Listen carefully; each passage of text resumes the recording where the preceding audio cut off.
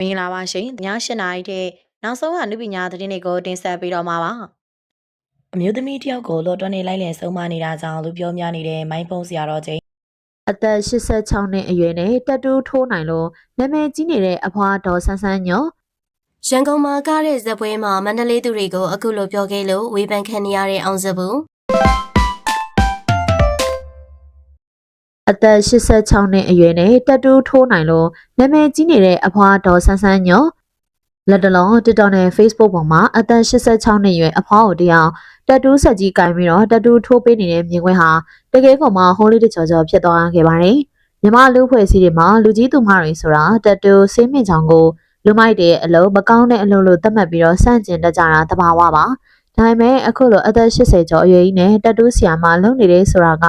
လူငယ်တွေကြားထဲမှာအဖွားတော့ခေါ်တယ်မိုင်းလိုက်လားဆိုပြီးတော့ရေပန်းစားနေကြသလိုတချို့ဆိုရင်ဒါဟာတကယ်စစ်မမဟုတ်က AI နည်းပညာနဲ့ဖန်တီးထားတာဖြစ်ရမယ်လို့တော့ထင်ကြေးပေးပြီးတော့ညှင်းခုန်နေကြတာပေါ့ဒါပေမဲ့တကယ်ဖြစ်မှန်ကတော့ AI လည်းမဟုတ်လို့အဖွားကတကယ်တက်တူးထိုးပေးနေရလည်းမဟုတ်ပါဘူးဒီဗီဒီယိုရဲ့နောက်ကွယ်မှာသားဖြစ်သူရဲ့ဘဝကိုမြင့်တင်ပေးခြင်းနဲ့မိခင်တရားရဲ့ကြီးမားလာတဲ့မေတ္တာတရားနဲ့အမျှော်မြင်ကြီးမားမှုတွေကြောင်းနေပါတယ်။အဖွားတော်ဆန်းဆန်းညွတ်မှာကိုသားသူဆိုရဲတုံးရီသောသားလေးရှိပါတယ်။အမေတစ်ခုသားတစ်ခုဘဝရဲ့အေယာဝတီတိုင်းဖြာပုံနဲ့ဒီဒီရဲ့ဘက်ကနေရန်ကုန်ကိုတက်လာပြီးတော့ဘဝကိုစူးစမ်းရုန်းကန်နေကြတဲ့သားမီးနှစ်ယောက်ပါ။သားဖြစ်သူကိုသားသူက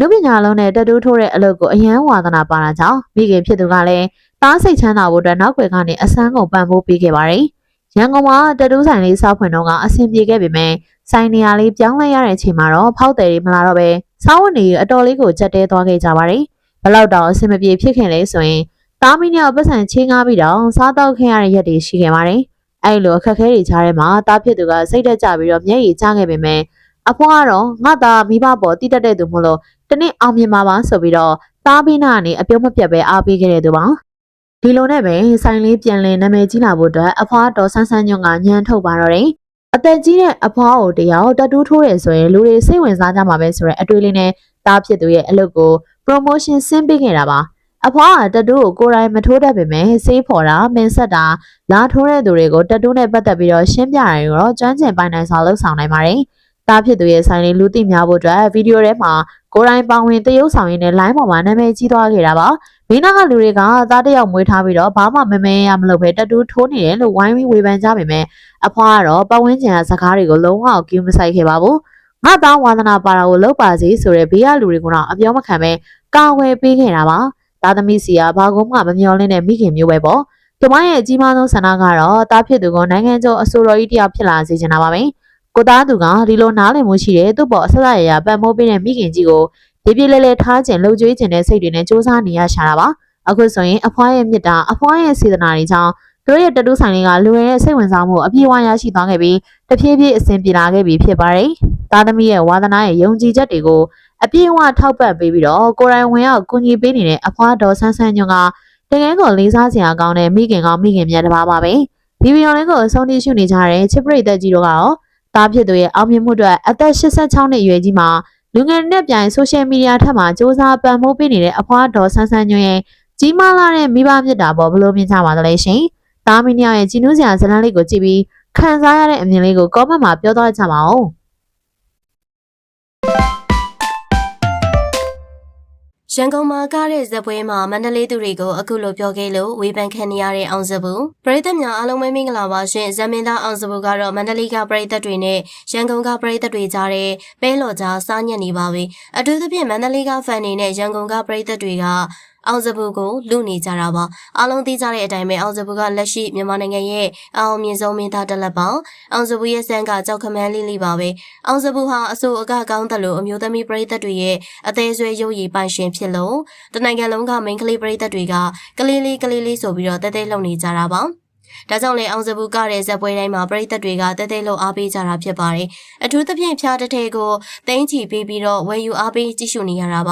ါဒီလိုပရိသတ်တွေပေးတဲ့အားပေးမှုတွေကြောင့်ပဲဇမင်းသားအောင်စဘူးကဇက်သပင်လောကကနေရုပ်ရှင်မင်းသားဖြစ်လာတယ်လို့စီးပွားရေးလုပ်ငန်းပေါင်းများစွာရဲ့ brand ambassador ဖြစ်လာပြီးတော့ကြော်ညာတွေလည်းမနာတမ်းရိုက်ကူးနေရတာဖြစ်ပါတယ်ဒါကြောင့်လေတင်းရချီဝင်ငွေကောင်းနေရပါအောင်စဘူးကိုမန္တလေးကပရိသတ်တွေကသူတို့ရဲ့မင်းသားလေးဆိုပြီးတော့အားပေးကြတာဖြစ်ပါတယ်ဒါကိုရန်ကုန်က မိန်းကလေးပရိသတ်တွေကမကျေနပ်ကြပါဘူး။ဒါကြောင့်လည်းအောင်စပူကရန်ကုန်ကပွဲမှာဖျော်ဖြေနေစဉ်အောင်စပူကိုထာဝရမန္တလေးသချင်းမဆိုဖို့တားကြလို့မဆိုခဲ့ရပါဘူး။ဒီမတိုင်ခင်မှာတော့အောင်စပူကမန္တလေးမှာဇက်ကစဉ်မန္တလေးကကောင်မလေးတွေကိုအယမ်းမြတ်လို့ကြောင်းပရိပဒါတွေပလီစီ6ချက်ရှောက်ပြောထားတာဖြစ်ပါတယ်။ဒါကိုပဲတခြားမျိုးကမိန်းကလေးပရိသတ်တွေကမကျေနပ်တာပါ။ဒါကြောင့်ရန်ကုန်ကလူတွေဟာအောင်စပူကိုမန္တလေးနဲ့ပတ်သက်တဲ့သချင်းတွေမဆိုရဘူးလို့တားမြစ်ထားပါတယ်။ဒီလိုချိန်မှာအောင်စပူပြောလိုက်တဲ့စကားတစ်ခုကြောင့်မန္တလေးကပရိသတ်မိန်းကလေးတွေစိတ်ဆိုးကြပါတယ်။အဲ့ဒါကတော့အောင်စပူကမန္တလေးသူတွေကမယုံရဘူးမကောင်းမှုဆိုပြီးတော့ရန်ကုန်ကပရိသတ်တွေကိုဖားနေတာပါ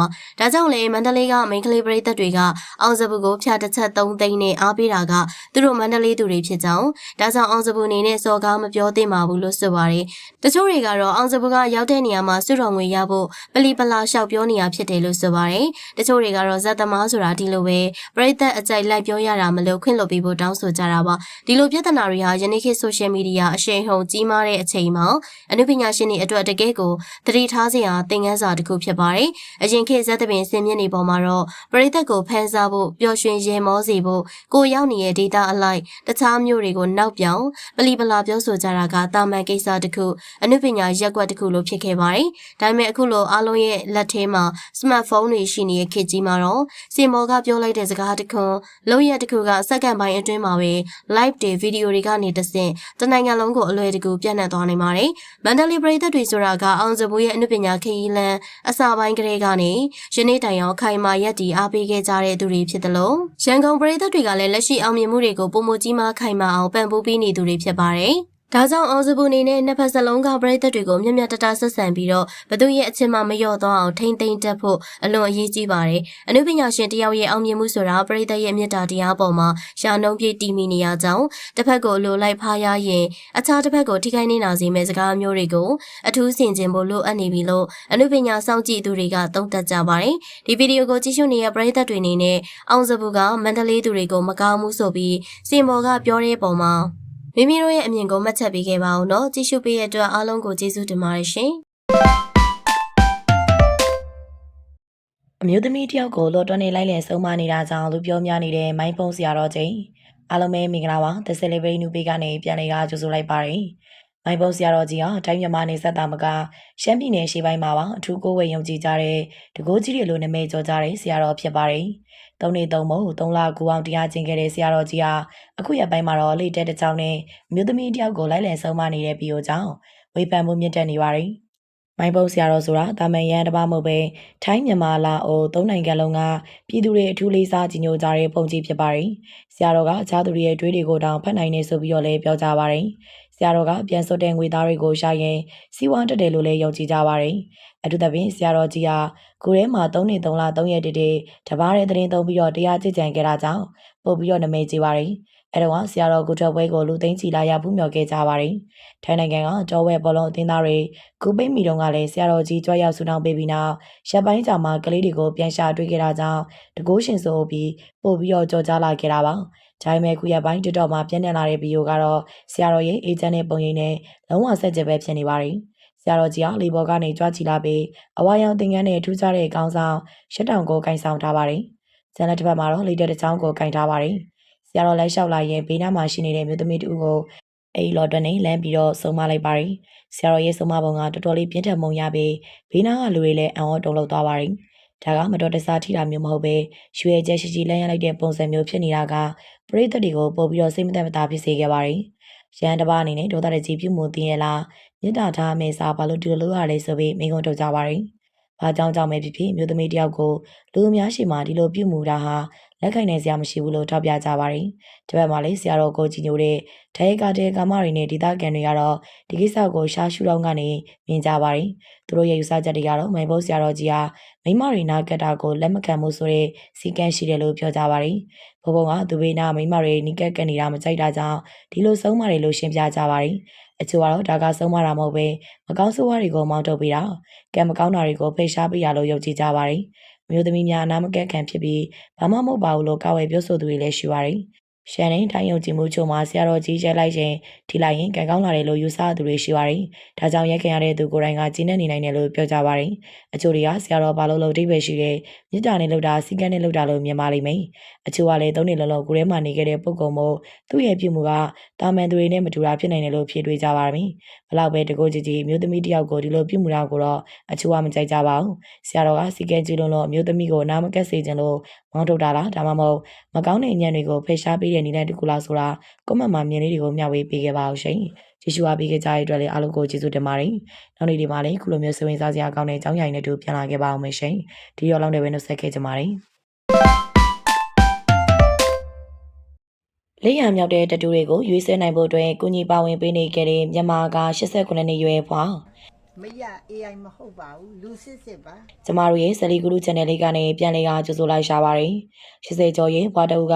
လက်ရမြောက်လုံးနဲ့လူပညာမြင်တဲ့တူတတူတွေပုံပေါ်နိုင်ဖို့အတွက်ကုညီပေးနေခဲ့သူဖြစ်ပါတယ်အစားအလိမ့်ဆုံးကုညီပေးတတ်တဲ့ဘွားဖြစ်သူကြောင့်မင်းအများစုကတော့ AI များဖြစ်နေမလားဆိုပြီးပါအစားပိုင်းမှာဖြစ်ခဲ့ကြရပါတယ်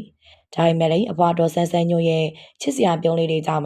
လေးစားစရာဖြစ်လာခဲ့ရတာဖြစ်ပါတယ်တတူကိုကနာကိုပေါ်မှာရေးဆွဲတဲ့ပကြီးတစ်ခုဖြစ်အဘွားဆန်းဆန်းညို့ကတော့ယူဆထားခဲ့ရပါတယ်တားဖြစ်သူအနေနဲ့လက်ရမြောက်တဲ့တတူလေးတွေကိုပုံပေါ်ဖန်တီးပေးခဲ့သူဖြစ်ပါတယ်ဒါကြောင့်လည်းတားဖြစ်သူတွေအမေလိုတစ်မျိုးချွညာသူတစ်ဖုံဖြစ်ပါလူသိများသွားခဲ့ရတာဖြစ်ပါတယ်တတူတွေကိုပိုင်နိုင်ဖန်တီးနိုင်ဖို့အတွက်တားဖြစ်သူနဲ့တူပုံပေါ်ကူညီခဲ့တာဖြစ်ပါတယ်ပရိသတ်တွေကတော့အကြည့်တဲ့ပြေးသွားတဲ့ဖွားရည်ဟန်ပန်လေးတွေကိုပါထက်စင်ကသဘောကျလာခဲ့ရတာဖြစ်ပါတယ်အဘွားတော်ဆဆညိုကတော့ဒီဒီရဲကနေခြေဆန်းကတတူတွေကိုပုံပေါ်ရေးဆဲခဲ့တာဖြစ်ပြီးတားဖြစ်သူကပါကောင်းမွန်ဆုံးပံ့ပိုးပေးနိုင်ခဲ့ရပါတယ်တားဖြစ်သူတွေအစားအစာရာကူညီပေးနေခဲ့သူဖြစ်ပြီးအယောင်ဆက်တာတွေကနေစတင်က